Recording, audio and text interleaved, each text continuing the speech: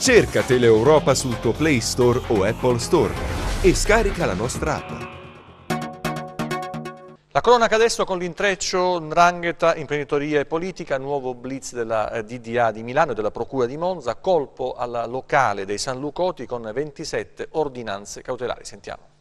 Le telecamere nascoste dai carabinieri documentano gli incontri tra politici, imprenditori e uomini delle Endrine che avvenivano in Lombardia.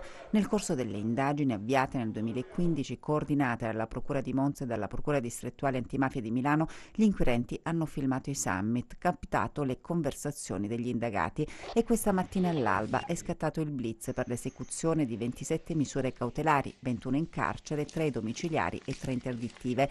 Un blitz che ha portato anche al sequestro di ingenti quantitativi di droga e soldi.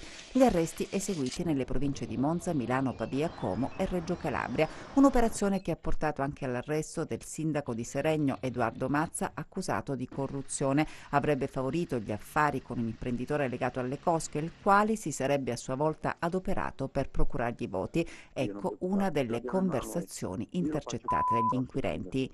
La prima pratica che doveva andare dopo la campagna elettorale era la mia. La prima. Ogni promessa è debito, no? Nell'inchiesta sono coinvolti anche altri 2 politici locali di Seregno, un consigliere comunale che è stato posto agli arresti domiciliari, mentre un assessore per il quale è stata disposta l'interdizione dai pubblici uffici. I presunti esponenti dell''ndrangheta arrestati stamani invece erano, secondo le indagini, dediti al traffico di droga e alle estorsioni. Il sodalizio era composto da soggetti prevalentemente originari di San Luca nel Regino che, secondo l'accusa, avevano avviato in provincia di Como un ingente traffico di cocaina, un gruppo ritenuto responsabile anche di alcuni episodi di violente estorsioni nella zona di Cantù.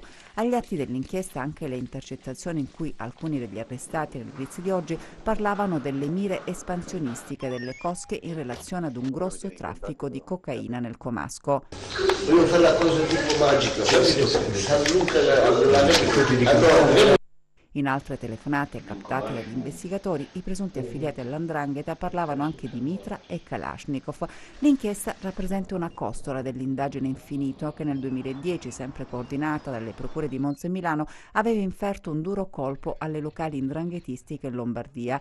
Ancora una volta dunque nel mirino degli inquirenti i legami tra 'ndrangheta, politica e imprenditoria. Il procuratore aggiunto della DDA di Milano, Ilda Bocassini, ha parlato di un sistema fatto di omertà e di convenienza da parte di quelli che si rivolgono all'antistato per avere benefici, un sistema confermato da 7 anni di indagini sull''ndrangheta in Lombardia.